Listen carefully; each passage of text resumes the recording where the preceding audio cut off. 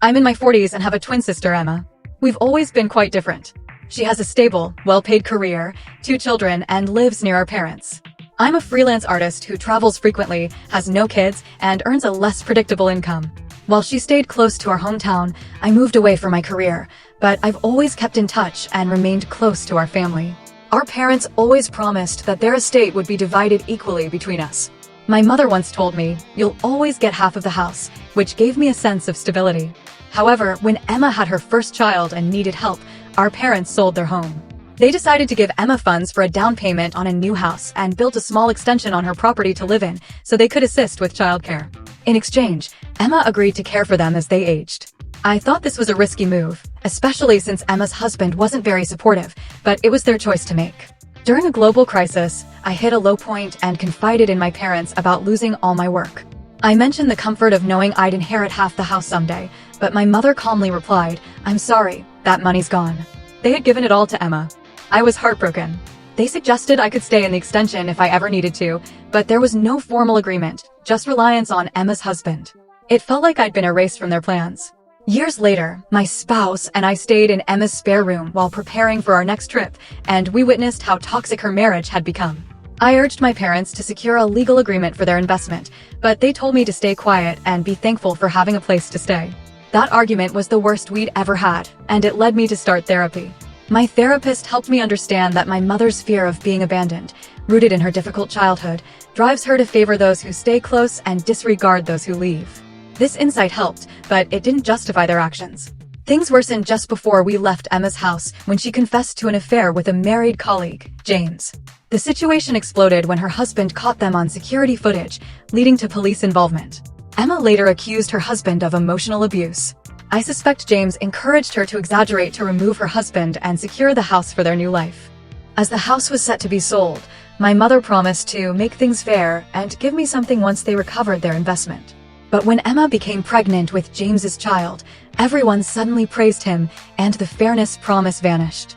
My mother claimed there was no money to give me because Emma had debts of $60,000 to clear, and she denied ever making firm commitments to me. It gets worse. Recently, my parents considered moving back into the extension, with Emma and James buying out her husband to live there too. Concerned, I advised them to get a legal contract to protect their interests.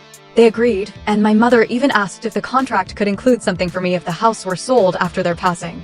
James seemed fine with it. But while setting up Emma's Wi-Fi, I saw messages between her and James plotting to exclude my parents from any money and ensure I got nothing from the inheritance. I took screenshots and showed them to my parents. Initially, they were outraged, but my mother later dismissed it as just venting and told Emma I'd shared the messages.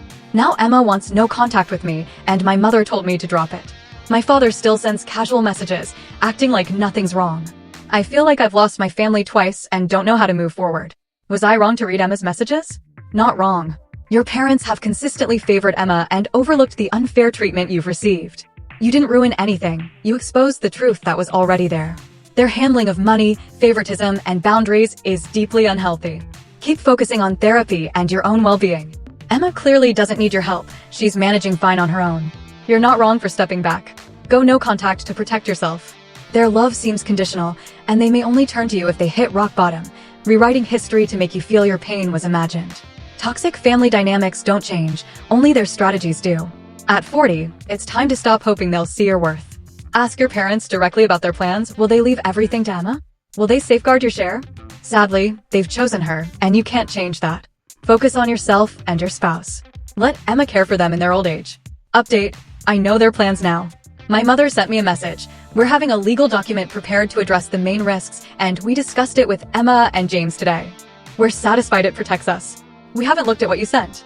I sent them questions to ask the lawyer and explained why James's words weren't just venting, but it's unnecessary and inappropriate. As I said, your views are yours, and we'll make our own decisions and face any consequences. I told Emma you read her messages and shared them with us. She's understandably upset and doesn't want to communicate with you, nor you with her. It was a tough conversation for me, and I want to move on. We're here if you need us, but let's take a break from the drama. Respect Emma's wishes and focus on your life. I haven't responded. It's dismissive and painful. I messaged both parents in our group chat, saying I'm hurt and need time to care for myself, so I'm stepping back. I need to let them go. Earlier this year, my spouse and I welcomed our first child. We're overjoyed, but like most new parents, exhausted. My spouse works full-time in an office, while I have a hybrid job. On office days, our parents help with childcare. On work-from-home days, I care for the baby while working. On weekends, we're supposed to share parenting duties, but it feels uneven. When I have the baby, my spouse relaxes reading, watching TV, or scrolling. But when they take the baby, I'm handed chores, washing bottles, cleaning, assembling toys, or fixing things. Often, they only take the baby when they're napping or in a bouncer, then pass them back when tired. I've raised the imbalance, but they insist I'm imagining it and we both need to contribute. I have 3 times more paid time off and can switch office days to work from home for emergencies. I haven't had a proper break since the baby arrived. I'm either working or parenting every moment. I considered taking a PTO day to rest, eat a warm meal, read, nap, or watch a movie in peace. Not a vacation, just a recharge. When I mentioned this to my spouse, they reacted negatively, saying their parents are doing us a favor with childcare and taking PTO to rest would be ungrateful. They said if I take a PTO day, they'll tell their parents we don't need help that day, meaning I'd spend it caring for the baby instead of resting. Yes, I'll admit, I don't want my only break to be full-time childcare. That's not a break. So, I thought about another plan. Take a PTO day, leave for work with my spouse, drop the baby off at the grandparents', then return home claiming a last-minute work emergency forced me to work from home. That way, I could rest without conflict. I told a friend, who said it's dishonest and I should be upfront. But I was upfront, and my spouse dismissed it, claiming they don't get to relax either. Yet when they work from home, they complain it's impossible to work and parent simultaneously, while expecting me to do just that every work-from-home day. I don't want to deceive, but I'm exhausted and feel like I'm being denied even one day to recover because my spouse thinks I don't deserve it unless I'm working or parenting. Am I wrong for considering a fake work-from-home plan to get one quiet day? Not wrong. You shouldn't be caring for the baby while working from home. It's unfair to both your job and your child. You need a better childcare solution. Once your baby starts crawling, it'll be even harder. Trust someone who's been there. Taking PTO secretly isn't ideal, but you'd better not get caught. The real issues are your spouse not sharing parenting equally and expecting you to work and parent simultaneously. Instead of PTO, consider taking a weekend night at a hotel to show your spouse how much you do. You're saving money by avoiding daycare, but it's harming your mental health. A better idea. If you have your own funds or your spouse doesn't track every cent, leave for work, but check into a hotel for the day, call around for day rates, maybe near an airport. Rest, watch TV, or nap. If you stay home, you'll end up doing chores. Being elsewhere ensures you actually relax. For my birthday last week, I opted for small gatherings instead of a big party. I had lunch with one friend and we split the bill. At dinner, it was just me and another friend, and the bill was $279. I offered to pay, but she said she'd cover it since she invited me. I was a bit surprised, as most friends bring a gift, but she gave me a single flower. Later, at a club, she bought me a $30 drink.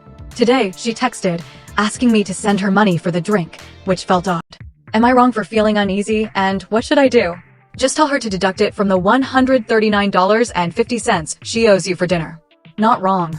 You learned a $279 lesson, and she learned a $30 one. Block her, she's using you. A true friend would happily pay for your birthday meal. This isn't a balanced friendship. Planning one-on-one birthday dinners at pricey restaurants and expecting others to pay shows immaturity on both sides. Her asking for the $30 back is petty, but it might stem from her realizing the dinner was unfair. Still, it's not okay. I, 35, female, have been with my husband, 39, for over 20 years, high school sweethearts. Our relationship has had challenges, but we've weathered them together. The biggest issue has been his mother. For the 7 years we dated before getting engaged, she called me his friend, even after our engagement. In the months before our wedding, her behavior worsened. She said I needed a doctorate to be worthy of her son, dismissing my 4-year degree and 6-figure career. She tells people I'm an office assistant when I'm an electrical systems test engineer. I've corrected her repeatedly, but she's either delusional or in denial. She's also spread lies that my husband has women waiting to date him. I once asked her to show me this line of women. At our wedding, she called me that girl in our native language, even forgetting my name in public. Financially, we're successful and have supported both our families with bills and expenses. Does my mother-in-law deserve our help? No. But my husband wants to support his family since his father passed, so I don't argue. She's never respected me, not when we were struggling or after we built a comfortable life with houses, cars, gifts, and vacations. She credits my husband for everything. He's confronted her, but she doesn't change. We now see her only on major holidays: her birthday, Mother's Day, Thanksgiving, Christmas, and a family reunion for brief visits. She blames me for my husband's distance, never herself. Recently, my father, 80s, had a serious accident and was in the ER. I took time off to care for him because I love him. This made my husband reflect on his mother's future, especially since his siblings likely won't step up. He promised his late father to care for her, and guilt is weighing on him. When he raised the idea of caring for her, I said I'd rather divorce than live with or care for her. After all she's put me through, I have no respect or sympathy for her. Am I wrong for refusing to care for my mother-in-law if she can't manage alone one day? Not wrong. She's treated you poorly for years, so why would you care for someone who doesn't even acknowledge your name? Her other children's refusal to help speaks volumes. Your husband's promise to his father doesn't obligate you. Consider a care facility for her when the time comes. You don't even need to see her, let your husband visit alone. My own narcissistic mother wanted to live with me, but I refused. Her manipulative nature didn't change, even when sick. Protect your peace at all costs. For 6 years, I've worked tough jobs in a challenging country to save for a proper education and career. My parents promised to fund my studies, but never did. I secured a scholarship and saved the money for housing, bills, and expenses. My sister, who has a son, often complained about needing financial help, like me, but I didn't dwell on it as much. I never mentioned my savings, but my parents accidentally told my sister about them at a recent family gathering. She immediately asked me to give the money to her and her son, suggesting I move back in with our parents. Shockingly, my parents agreed, saying family helps family. I refused. I've saved for years, and I need the money. They got angry, called me selfish, and I left the gathering without asking other relatives' opinions. Am I wrong for refusing to give my savings to my nephew? Not wrong. It's not a college fund, it's your life savings. They're wrong to demand it all. Asking for help is fine, but expecting everything you've worked for is selfish. If family helps family, why are they hurting you? Parents often take from the successful child to give to the struggling one. It's a pattern I've seen across generations. Don't give in. They'll remain ungrateful and never improve.